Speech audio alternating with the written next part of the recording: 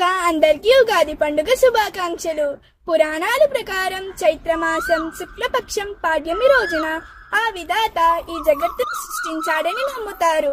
సోమకుడు వేదాలను తస్కరించిన కారణంగా మత్స్యావతారం ధరించిన శ్రీ విష్ణువు అతన్ని సంహరించి వాటిని తిరిగి బ్రహ్మదేవుడికి అప్పగించిన సందర్భంగా ఉగాది అనేది ఆచరణలోకి వచ్చిందని ప్రతీతి.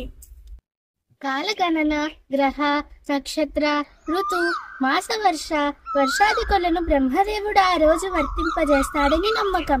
అంతేకాకుండా వసంత ఋతువు కూడా ఆ రోజు నుంచే ప్రారంభమవుతుంది. అందుకనే నూతన జీవితానికి నాందిగా ఉగాది పండుగను జరుపుకుంటారు. ఉగాది అంటేనే తెలుగు వారందరికీ మొదటిగా గుర్తుకు వచ్చే పండుగ. ఈ రోజు తెలుగు సంవత్సరం ప్రారంభం అవుతుంది కాబట్టే ఇది తెలుగువారి పండుగగా గుర్తింపు తెచ్చుకుంది. ఈ పర్వదినానికి చాలా ప్రాముఖ్యత ఉంది. ఈ నూతన సంవత్సరంలో మనం పంచాంగ శ్రవణాన్ని చేసి రాశి ఫలాల గురించి తెలుసుకుంటాము. తెలుగు నూతన సంవత్సరం ఉగాది. దీనినే యుగాది అని కూడా పిలుస్తారు. ఉగాది అనే పదం 2 సంస్కృత పదాల నుంచి ఉద్భవించింది. యుగం అంటే వయస్సు, ఆది అంటే ప్రారంభం. ఇది కొత్త యుగం లేదా కొత్త యుగాన్ని ప్రారంభాన్ని సూచిస్తుంది. ఉగాది రోజున షడ్రుచులతో కూడిన ఉగాది పచ్చడి తయారు చేస్తారు. ఈ పచ్చడి జీవితంలో జరిగే వివిధ అనుభవాలను సూచిస్తుంది. మన జీవితంలో అన్ని భావనలను చెప్పే భావం ఇందులో ఇమిడి ఉంది. దీనిలో వాడే ప్రతి పదార్థం ఒక్కో భావానికి, అనుభవానికి ప్రతీక. షడ్రుచులలో మొదటిది తీపి. తీపి కోసం బెల్లం లేదా చెరుకు పానకాన్ని ఉపయోగిస్తారు. ఇది ఆనందానికి ప్రతీక.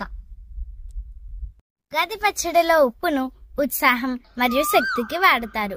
ఉప్పు లేని కూర చప్పగా ఉంటుందనే విషయం మనందరికీ తెలిసిందే. అదే విధంగా ఉప్పు తినని మనిషి జీవితం కూడా నిస్సారంగా గడుస్తుంది. జీవితంలో కొత్త విషయాలను తెలుసుకోవాలనే ఆసక్తి చూపుతూ ఉత్సాహంగా ముందుకు సాగిపోవాలనే అంతరార్థం ఉప్పులో ఉంటుంది. ఉగాది పచ్చడిలో మనకు ముఖ్యమైనవి పచ్చి మామిడి ముక్కలు. ఇవి చాలా వగరుగా ఉంటాయి.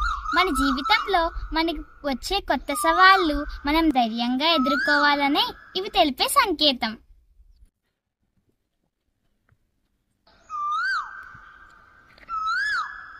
ఉగాది పచ్చడిలో ఉన్న షడ్రుచులలో ఒకటైన వేప పువ్వు గురించి చర్చిద్దాం.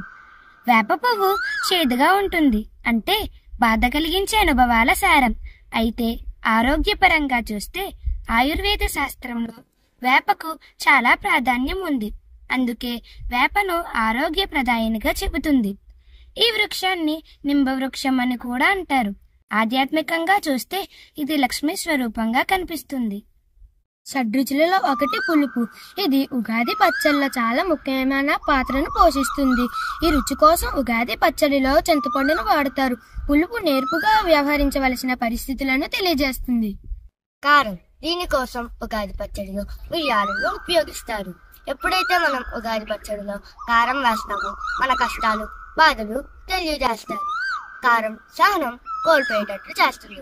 అన్ని రుచులు కలిసి కారం కూడా జీవితంలో అవసరమైన భాగమని తెలియజేస్తుంది. ఉగాది తెలుగువారి తొలి పండుగ. ఈ పండుగతోనే తెలుగు సంవత్సరం మొదలవుతుంది. అందుకే దీనిని సంవత్సరాది అని అంటారు.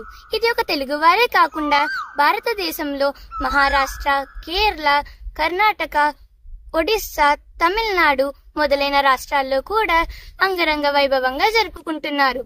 క్రోధినామ సంవత్సరానికి వీడ్కోలు పలుకుతూ శ్రీ విశ్వావసునామ సంవత్సరాన్ని ఆనందంతో, ఉత్సాహంతో ఈ కొత్త సంవత్సరాన్ని ప్రారంభిద్దామా? అందరికీ శ్రీ విశ్వావసునామ సంవత్సర ఉగాది శుభాకాంక్షలు.